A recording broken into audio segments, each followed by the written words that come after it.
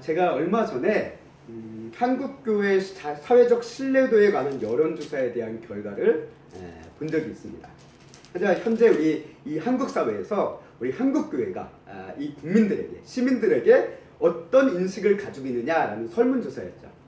그것에 대해서 이제 조사의 결과, 이게 매해 이제 조사됩니다. 이제 기독교 기독교 윤리 실천 운동본부라고 하는 그곳에서 이제 하는 조사이기도 하고, 또 거기뿐만 아니라 여러 군데서 기독교 단체에서 그런 설문조사들을 진행하기도 합니다. 여하튼 이 모든 이런 곳에서 설문조사를 했을 때 기독교에 대한 어떤 그런 반응, 사람들의 감정을 우리가 바라봤을 때 참 안타까운 사실은 대한민국에서 기독교에 대한 인식은 상당히 부정적이다라는 관점이 강하다라는 것을 매번 조사가 되었습니다. 그게 정도가 점점 심해지고 있다라는 거예요. 물론 이게 꼭 기독교만 그런 건 아니에요. 지금 시대 자체가 종교에 대해서 그렇게 긍정적인 시대가 아닙니다. 종교를 가지는 것에 대해서 무관심하고 부정적인, 그렇게 무관정어 때론 부정적인 감점이 커져가는 시대이기도 해요. 그래서 조사 결과를 보면 한 70% 되는 사람들이 종교 자체를 그렇게 신뢰하지 않는다라는 조사의 결과가 나왔습니다. 조사의 결과는 그 정도로 뭐 이게 그 이유가 여러 가지가 있겠죠. 뭐 과학이 발달하고 또 여러 가지 어떤 현대 기술이 발달하고 정보화 사회가 되다 보니까 뭐 이런 종교적인 부분 하나의 어떤 미신적인 거나 이런 거로 바라보면 그런 경향이 점점 강해지다 보니까 그런 부정적인 측면도 있을 것이다 라고 생각이 들기는 합니다. 그럼에도 불구하고 그 외에 종교적인 부분으로 봤을 때 이런 부정적인 관점, 완전 종교에 대한 부정적인 관점을 떠나서 각 우리나라의 이제 종교, 우리나라에 그래도 큰 종교라고 하면 그래도 불교와 천주교와 기독교잖아요. 우리 한국 사회에서의 3대 종교입니다. 이 3대 종교가 거의 주축을 이루고 있는데, 이 3개 종교에 대해서 우리 한국교회와 신뢰도를 조사했을 때 안타깝게도 한국교회가 꼴찌로 나왔다는 겁니다. 그래서 한국교회와 기독교인에 대한 신뢰성에 대한 인식을 보면 70에서 80%가량이 부정적인 인식을 가지고 있다는 거예요. 고작해야 30% 이내 정도만이 그저 교회에 대해서 호의를 가지고 긍정적인 관점을 가지고 있다는 거예요. 어떻게 보면 교인들이 바라보는 관점이 이 정도라고 볼 수 있을 것 같아요. 나머지 사람들은 그렇게 호의적이지 않다라는 겁니다. 이런 조사 결과가 나타나는 의미는 뭘까요? 오늘 한국교회에 대한 문제를 심각하게 짚어주고 있다는 것입니다. 왜 한국 사회에서 사람들이 교회를 이렇게 싫어할까? 기독교를 이렇게 싫어할까? 그 이유가 단순히 예수님께서 말씀하시죠. 세상에서 너희는 핍박을 받을 거고 세상이 나를 미워하니까 미워하는 것은 당연하다. 그 하나님의 말씀에 있기 때문에, 예수님께서 그렇게 말씀하셨기 때문에 그런 관점도 분명히 있습니다. 그러나 그런 관점을 떠나서 어떤 하나님의 말씀에 대해, 진리에 대한 그런 관점을 떠나서 사람들이 느끼는 그 감정, 호의적인 감정과 적대적인 감정이 있는데, 이 기독교, 다른 불교와 천주교에 대해서는 그래도 호의적인 감정을 보여주는 경향이 있는데, 기독교에 대해서는 적대적인 감정을 비추는 경우가 상당히 많다는 것입니다. 왜 그럴까요? 왜 그런 이유가 벌어지고 있을까요? 그래서 어떻게 보면 한국교회와 교인들이 온 시대 속에서 긍정적인 영향을 못 미치고 있는, 한계를 비춰주고 있는 하나의 결과다라고 우리는 문제에 대한 인식을 해볼 수 있다는 것입니다. 결국 이 부정적인 인식을 가진 이유가 무엇이냐라고 조사를 해봐요. 그 조사 결과가 뭐냐면, 기독교인들이 가진 어떤 종교적인 신념, 교리의 문제에 대해서가 아니에요. 물론 기독교가 독단적이다 이런 것도 있지만, 그런 교리적인 측면을 떠나서 기독교를 부정적이고 적대적인 관점으로 바라보는 가장 큰 이유는 뭐냐면, 기독교인들의 행실과 말에 있다는 거예요. 기독교인들이 신뢰가 안 된대요. 기독교인들이 이기적이래요. 기독교인들이 탐욕스럽대요. 이거는 교리랑 상관없잖아요. 결국 그 현재 우리 한국교회가 처해 있는 그 상황은 뭐냐면, 어떻게 보면 한국교회와 교인들이 만들어 놓은 상황이라는 겁니다. 짧게 말해 목회자의 말과 행동에 대한 신뢰성 상실이 있었고, 기독교인들의 어떤 세상 속에서 보여주는 이기적인 행실, 그런 것들이 사람들에게 부정적인 감정을 만든 결과가 지금 이렇게 나타나고 있다는 것이 보여주는 조사 결과라는 거죠. 그래서 우리가 이런 뉴스도 종종 보잖아요. 가끔가다 과극형 고인이 타 종교 시설에 들어가서 막 우상 숭배를 막고 하나님만 영광 돌려야 된다는 식으로 이야기를 하며 막 불상을 때려 부시고 하는 막 그런 과격한 얘기도 종종 뉴스에 비칠 때가 있습니다. 비칠 때가 있어요.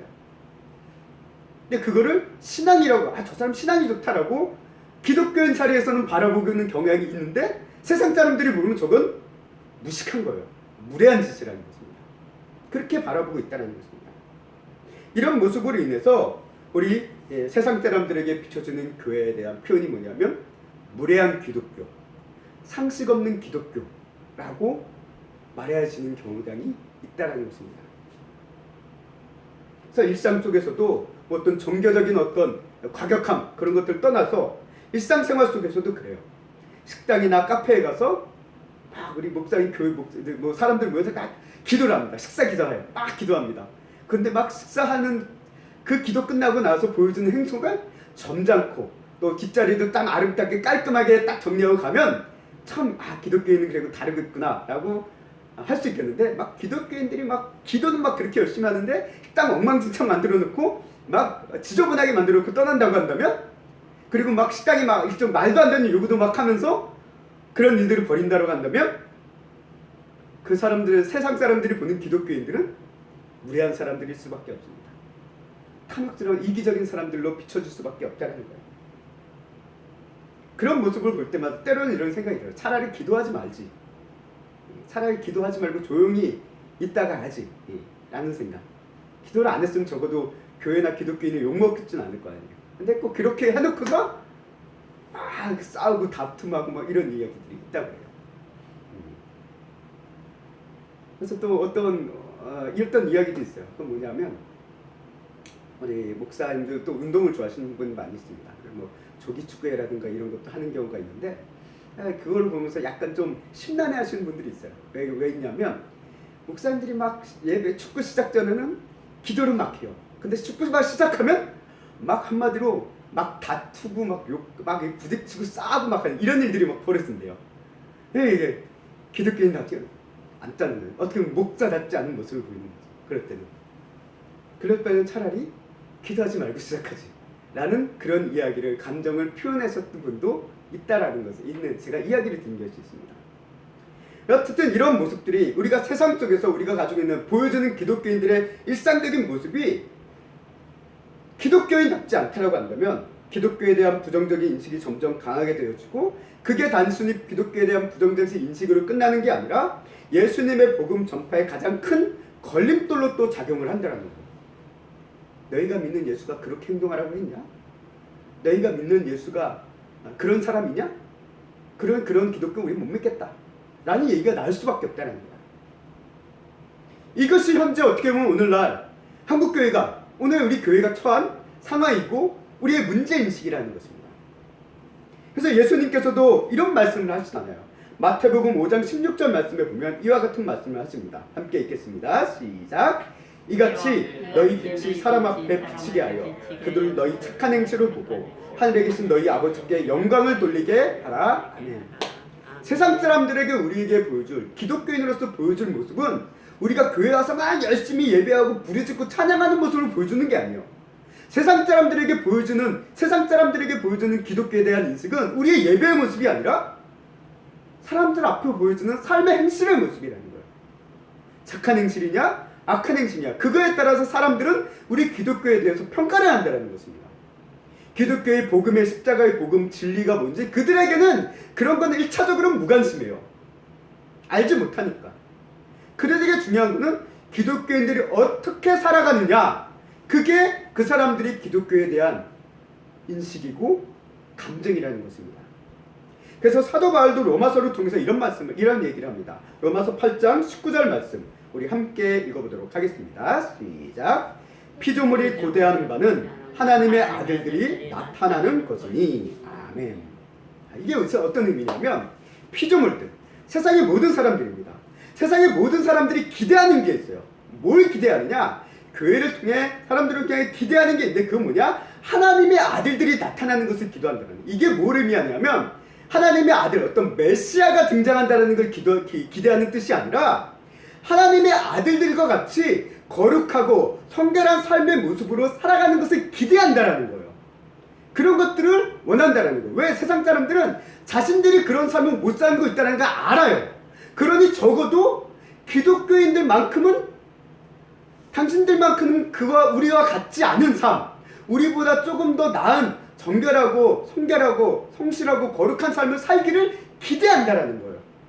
근데 그 기대에 못 미치니까 사람들이 기독교에 대해서 부정적인 감정을 갖기 시작한다는 것입니다. 부정적인 감정. 하나님의 아들들이 나타나는 거. 이게 참 중요한 표현인 것 같습니다. 우리들이 하나님의 아들들이라는 거예요. 이건 뭐 맞잖아요. 하나님의 양자가 되어졌기 때문에 하나님의 아들들이 맞습니다.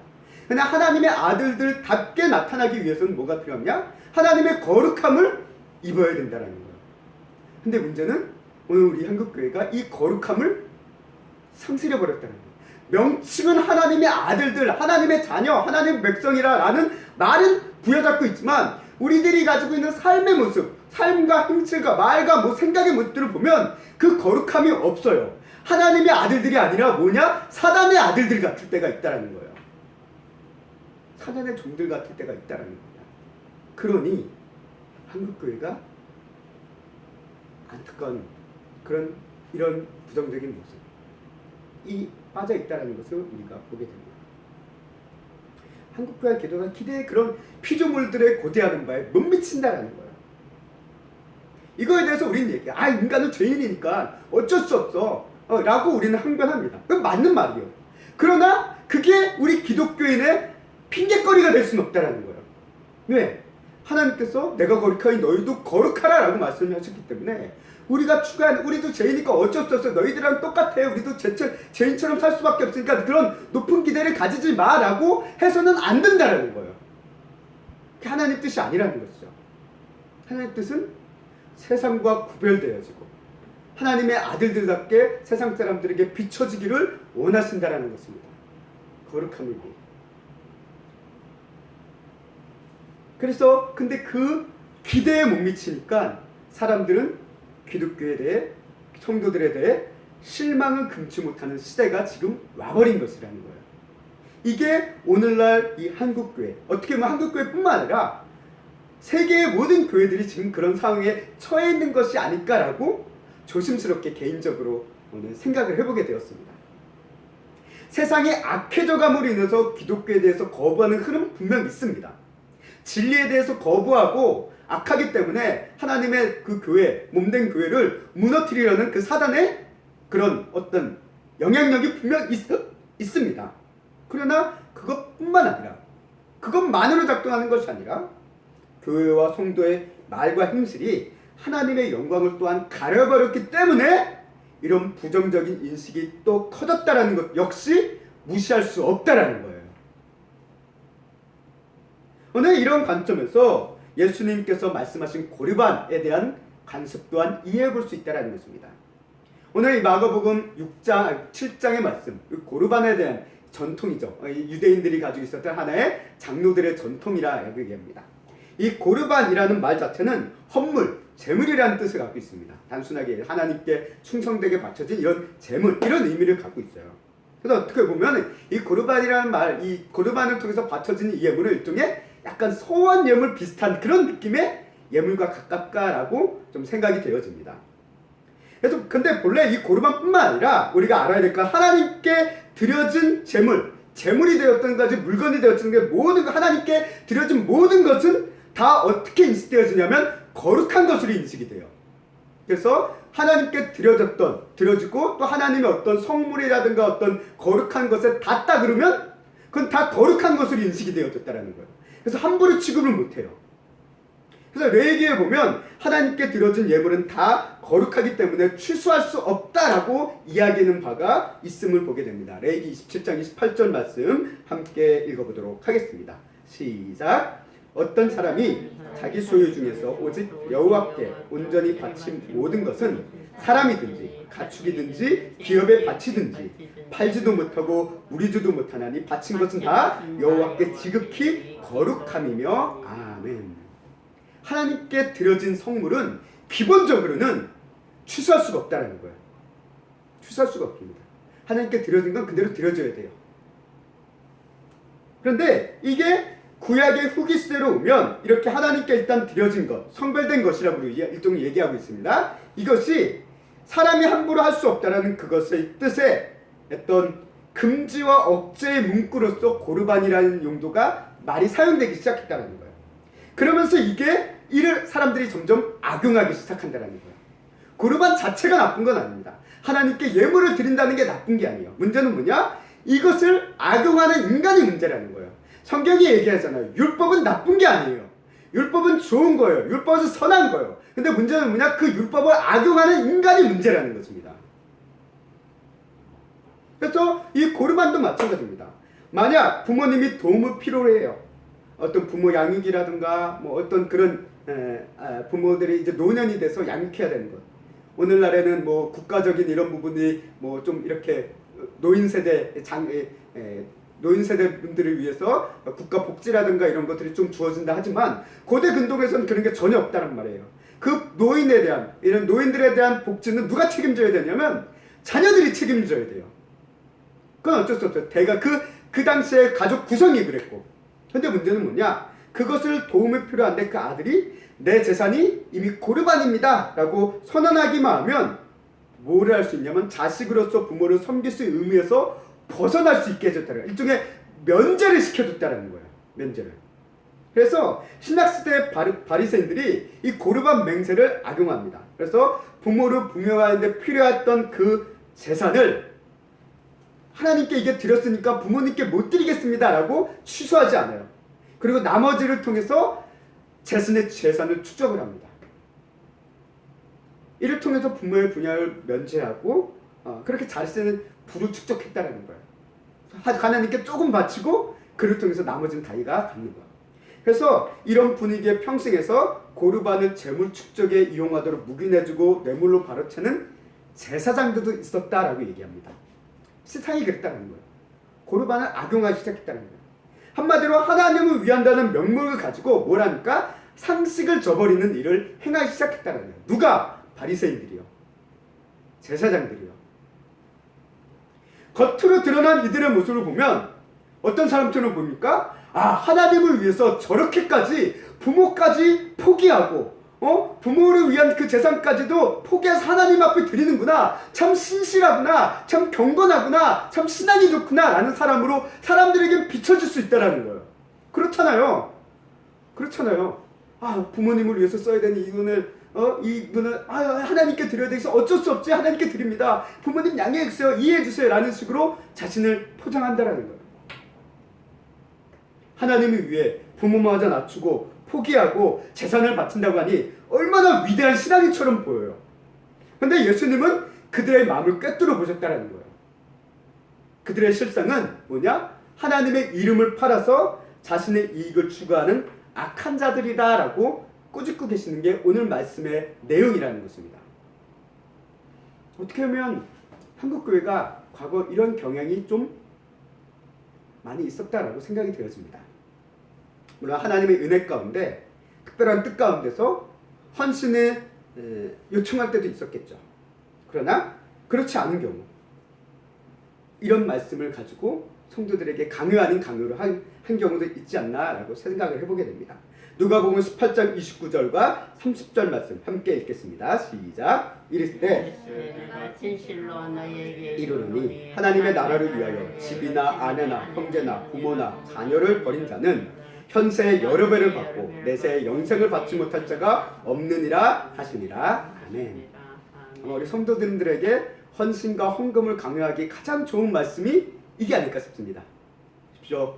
하나님을 위해서 집과 부모와 아내와 가족을 버리고 하나님께 헌신하십시오. 그러면 현세의 여러 배를 받고 내세의 영생을 얻을 겁니다. 그러면 아멘 하면서 막 헌금을 받고 그런 모습들이 과거에 좀 많이 있었다라고 생각이 되어집니다. 제가 과거에 모든 교회는 가보지 않았으니까 함부로 재단할 수는 없겠지만 그런 경향이 없지 않아 있었다는 것은 우리가 볼 수 있어요. 또 이런 경향이 한국교회의 영향을 받아서 이단에게도 또한 흘러갔다는 거예요. 지금 이단이 이런 경향을 강하게 가지고 있습니다. 오늘날 한국교회는 이런 부분들을 그래도 많이 좀 내려놓고 나가는, 애쓰는 부분이 있는데, 이단은 이 부분을 아마 노골적으로 장합니다. 자, 이 말씀, 이 누가복음 18장의 말씀은 어떤 말씀입니까? 부작청년이 예수님께 나와서 내가 어떻게 하면 구원을 얻겠습니까? 라고 묻는 말씀 가운데 나온 이야기예요. 그 예수님께 왔다가 근심하면 부작청년이 돌아가죠. 그러면서 제자들이 얘기합니다. 아유, 세상 부자는 저렇게 포기하지 못하고 영생을 버리고 가는데, 제자들은 뭘까? 우리는 예수님이 지금 다 버리고 지금 이렇게 따르고 있습니다. 라고 자랑 아닌 자랑을 하면서 예수님께 이야기할 때 예수님께서 이런 말씀을 하신 거예요.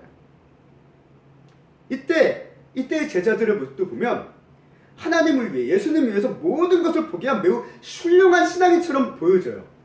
그렇잖아요. 우리가 예수님을 이렇게 따르기 위해 집도 가족도 직업도 다 버리고 이렇게 따르고 있습니다. 사실이에요. 거짓말 아닙니다. 훌륭해 보여요. 이만큼 헌신적인 신앙인들, 제자들이 어디 있습니까?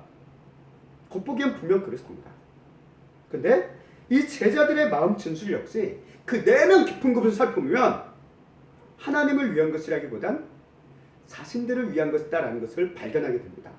어디서 발견하냐면 이 말씀, 이 누가복음 18장 말씀은 마태복음에도 나오고 마가복음에도 나오고 누가복음에도 나오는데, 그 말씀의 흐름 가운데 항상 그 다음 이어지는 사건들이 있습니다. 그게 뭐냐면, 이 마태복음에서는 베드로가 이런 얘기를 해요. 하나님, 예수님, 우리가 당신을 따르기 위해서 모든 것을 버렸습니다. 그 다음에 얘기하는 말이 뭐냐면, 베드로가 우리가 뭘 얻을 수 있습니까? 라고 얘기해요. 뭘 얻을 수 있습니까? 그리고 마태복음과 누가복음에는 또 이 사건 이후에 예루살렘 근처까지 나왔을 때 보여준 또 제자들의 모습이 뭐냐면, 예수님의 좌편과 우편에 앉게 해달라는 욕망을 드러내는 자리싸움을 하게 되는 것이 이 말씀 다음에 한결같이 등장합니다. 그래서 그것 때문에 막 제자들이 화를 내요. 좌편과 우편에 앉게 해달라고. 결국 이런 베드로의 모습, 또 사도 요한과 야고보, 그리고 이 요한과 야고보의 자리싸움을 요구하는 모습을 보고 그거에 대해서 화내는 제자들의 모습을 봤을 때, 결국 이 제자들이 지금 상태까지 예수님을 따르는 그 과정 속에서 가지고 있는 것은 진짜 하나님의 나라, 예수님을 위해서 따랐다기보다는 내면 깊은 가운데 있는 뭐가 있습니까? 자신들의 욕망을 이루기 위한 방편으로서 예수님을 따르고 있었다라는 것을 우리가 볼 수 있게 된다는 거예요. 그런데 오늘 예수님께서는 이 제자들에게 이 누가복음 이 말씀을 하시기 전에, 이 말씀을 하실 때 마가복음에서는 뭐라고 얘기하시냐면, 내 이름을 위하여 집이나 아내나 이런 것들을 버린다라고 얘기했어요. 내 이름, 예수님의 이름을 위하여. 마태복음에서는 그렇게 표현되어 있고요. 마가복음에서는 나와 복음을 위해서 버린다라고 얘기하고 있어요. 누가복음에서는 하나님의 나라를 위해서 버린다라고 표현하고 있습니다. 다 하나로 뭉뚱그려 보면 뭐가 됩니까? 구원에 관한 얘기예요.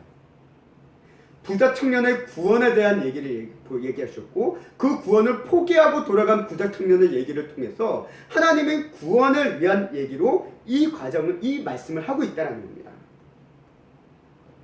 진짜 하나님의 복음, 하나님을 위해, 하나님의 나라를 위해, 예수님의 이름을 위해 모든 것을 포기하는 사람들이 있습니다. 근데 이 포기는 고르반과 같이 외면과 무관심의 포기가 아니라는 거예요. 여기서 얘기하는 포기는 뭐냐? 내가 하나님을 위해서, 예수님을 얻기 위해, 또 구원을 위해서 내가 다 버립니다. 너희는 이제부터 나랑 상관없어. 다 끊어버리고 사는 그런 인생을 얘기하는 게 아닙니다. 여기서 얘기하는 포기는 얽매이는 있는 것을 말하는 거예요. 영어로 보면 이것을 떠난다라고 얘기하고 있어요. 떠난다라고 얘기하고 있습니다.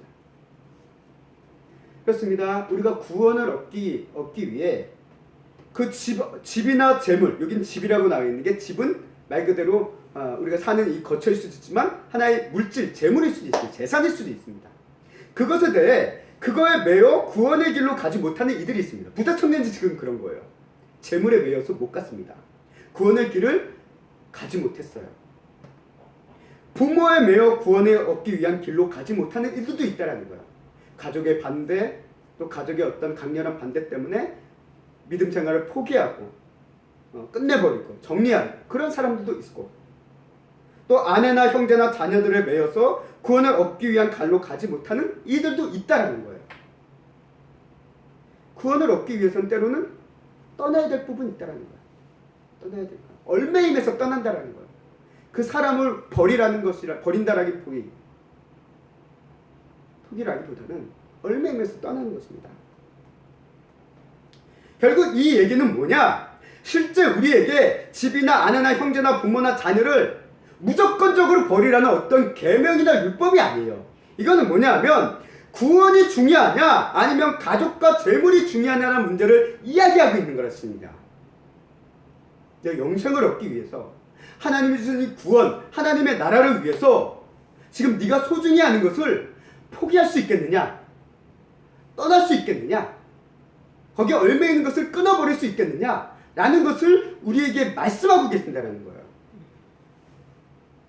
그리고 이런 구원을 위해서 가족과 재물을 떠날 정도의 그런 열망이 있는 자를 위한 위로와 축복을 말씀하고 계시는 겁니다.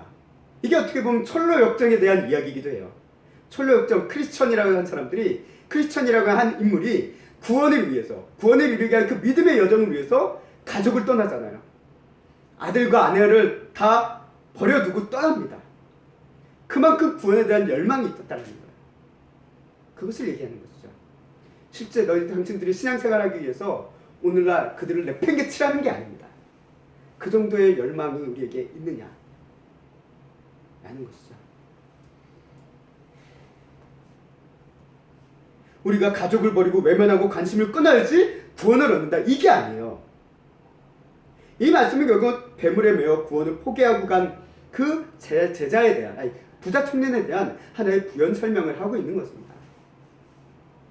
결국 이 제자들도 이 말씀을 통해서 봤을 때 예수님은 예수님의 이름을 위해, 나와 복음을 위해, 또 하나님의 나라를 위해 라고 떠나는 것을 얘기하고 있지만, 제자들이 실상 떠난 것은 물론 처음에 하나님의 은혜가 있어서 어떤 구원과 하나님의 나라에 대한 어떤 소망을 가지고 떠났지만, 점차 지나가면서 그들의 안에 드러나는 것은 뭐냐면 그 복음과 구원과 열망, 하나 예수님의 이름보다는 자신의 욕망이 지금 드러나고 있다는 것을 오늘 말씀 속에서, 복음서 말씀을 통해서 볼 수 있게 된다는 것입니다.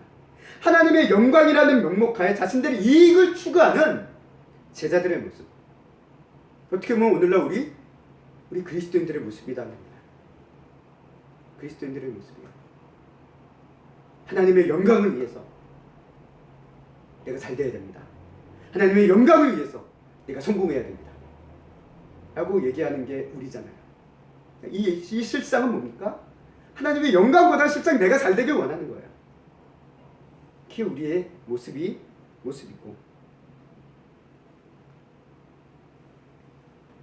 오늘 이단들이 어떻게 보면 이와 같은 구절을 그들의 안에서 강요한다라고 생각되어집니다. 그래서 버리지 않으면 구원 못 받는다. 그러니 가족과 다 포기하고 버려야 된다라는 식으로 압박을 주고 공포감을 조성하는 게 이단들의 특징이 아닐까 생각되어집니다. 그래서 다 팔아버리게 만들어요. 자신들한테 갖다 바치게 만들어요.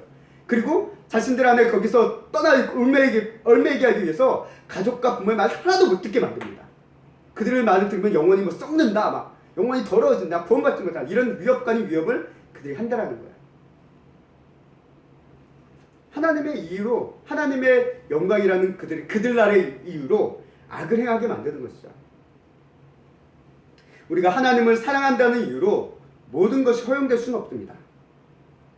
하나님을 사랑한다는 이유로 가족과 사랑을 소홀히 하고 무관심하게 볼 수는 없다라는 거예요. 요한 1서 4장 20절 말씀에서 분명히 성경은 이렇게 얘기합니다. 우리 함께 요한 1서 4장 20절 말씀 읽겠습니다. 시작. 누구든지 하나님을 사랑하노라 하고 이는 거짓말하는 자니 보는 바 그 형제를 사랑하지 아니하는 자는 보지 못하는 바 하나님을 사랑할 수 없느니라. 아멘. 성경은 얘기해요.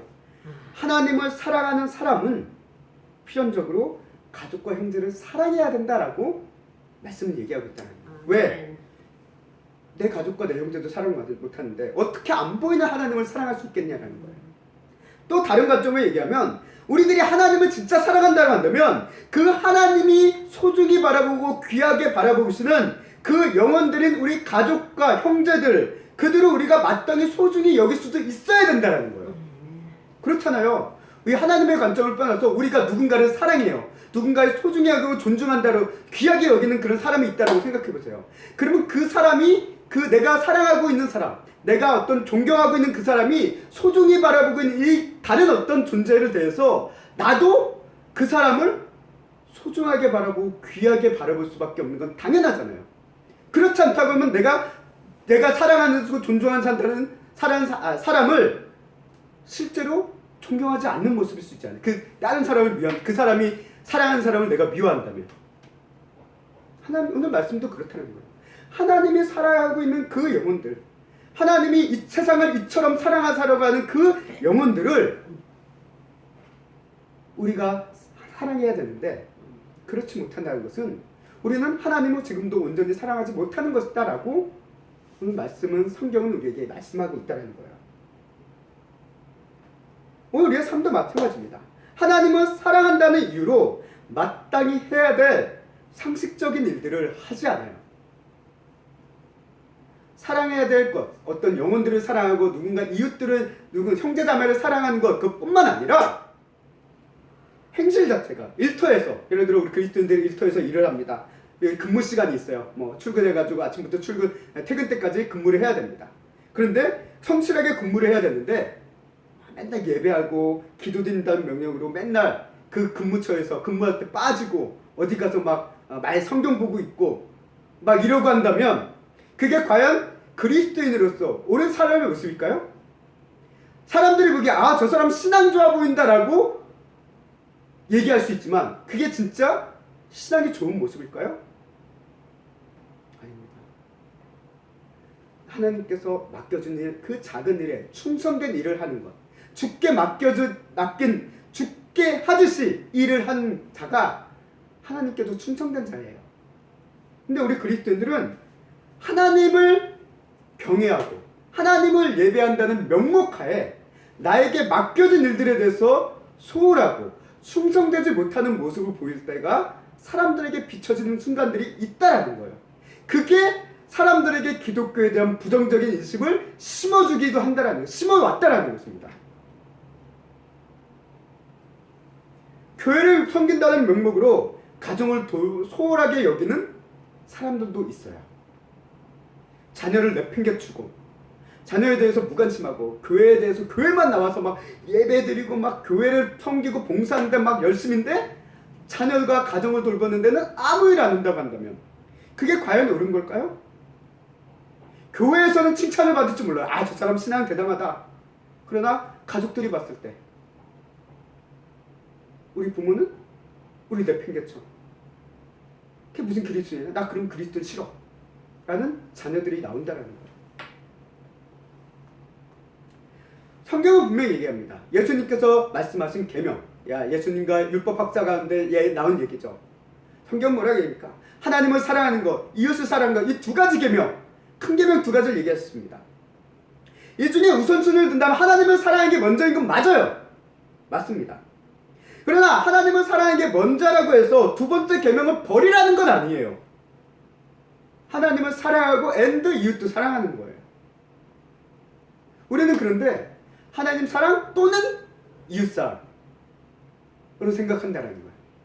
하나님만 사랑하든지 이웃만 사랑하든지 둘 중에 하나, 양자택일로 우리는 바라본다는 거예요. 근데 성경이 얘기합니다. 하나님을 사랑하고 이웃도 사랑하라는 거예요. 바꿔 얘기하면 더 정확하게는 우리가 하나님을 사랑하기에 그분이 사랑하고 바라보시는 그 영혼들인 이웃도 사랑할 수 있다는 거예요. 사랑해야만 한다는 것이고. 근데 우리는 그것을 너무나 소홀히 했다는 거예요. 그래서 막 교회만 오면은 경건하고 열심히 예배드리고 봉사하는 성도들이 많아요.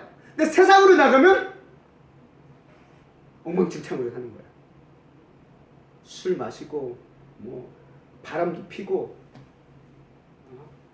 욕설도 짓거리고 막 불법과 막 이런 얘기도 얼마든지 서슴없이 저지르며 기독교인이다 라고 얘기하고, 그런 사람들에게 과연 그런 일을 바라보며 다른 사람들이 참 기독교인은 훌륭하구나, 기독교인은 가구나 라고 얘기할 수 있을까요? 우리랑 똑같아. 아니 때로는 우리보다 더한데 기독교가 무슨 의미가 있어? 라는 말이 나올 수밖에 없다는 것입니다. 이런 말씀을 바라보며 오늘 이 고르반에 대한 말씀을 묵상하며 제가 뭐 한국교회와 교인들에 대해서 막 얘기를 했지만 솔직히 그런 자격이 있는 사람이 아닙니다. 결국 뭘 얘기하고 싶으냐? 내가 오늘 이 바리새인들과 같이 고르반이라는 행동을 하고 있지 않느냐라는 것을 생각해보고 싶은 거예요. 하나님을 위한다라는 이 명목, 하나님께 예배드리고 하나님께 경건한 신앙이다라는 이 명목하에 내가 가족과 어떤 형제 자매와 어떤 이웃과의 관계와 돌봄을 소홀하고 무심하게 행했던 것, 그것에 대해서 아무런 이상함을 느끼지 못하며 내가 살아가고 있지 않았나라는 것을 되돌아보고 싶은 겁니다. 영혼구원을 막 외쳐요. 영혼을 구원합니다. 하나님께서 귀하게 여긴 영혼을 구원하기 위해 전도를 합시다 라고 외치지만 정작 전도 현장에서는 막 사람들을 만나서 사근사근 웃고 막 만나지만 전도가 딱 끝나고 그냥 이제 길을 갈 때 전도 때 만난 사람들을 바라보면서도 아무런 반응이 없어요. 무관심하게 지나치는 그런 내 모습이 보여요. 보입니다.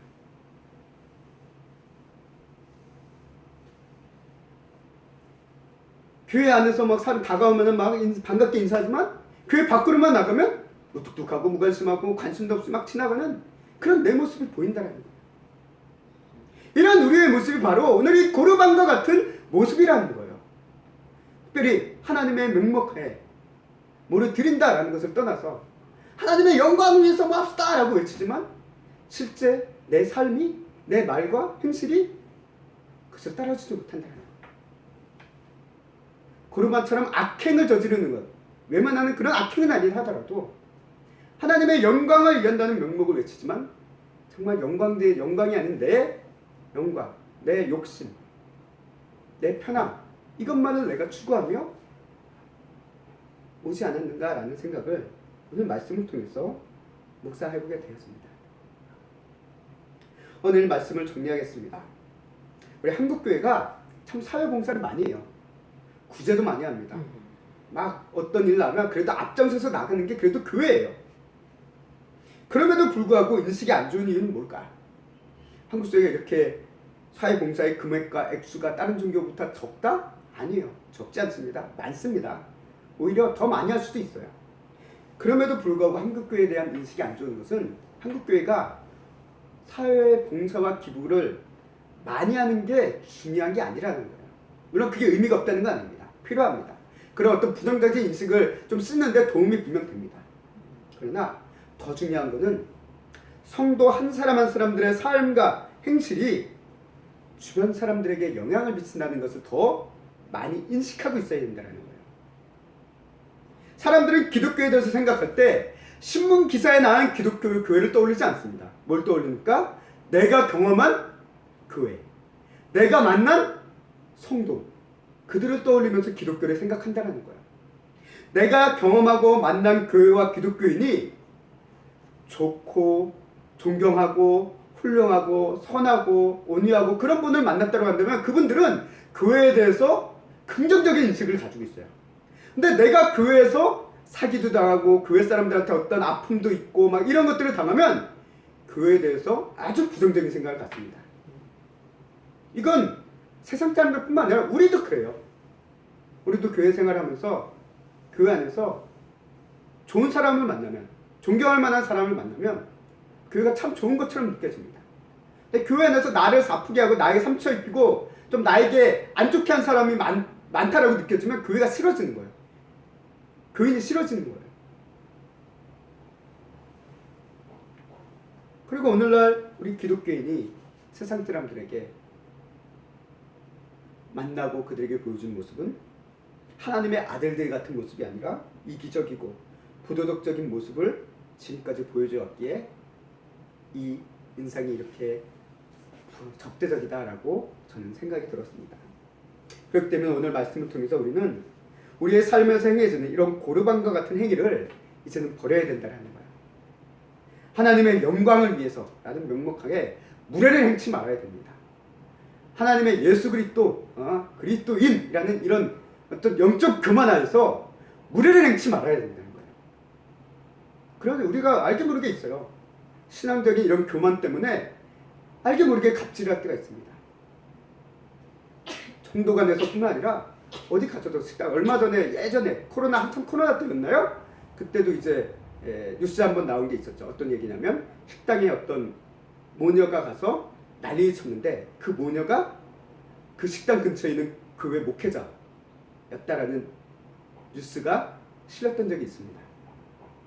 참 목회자 오자 그 자녀 가정이었다고 했는데 그렇게 식당에서 무례를 행하고 하는 모습이 과연 그렇게 어떤 영향을 미쳤을까?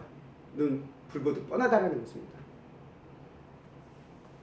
하나님을 사랑한다는 이유로 행하는 무례와 악행, 부조리한 행실을 우리는 버리고 떠나야 됩니다.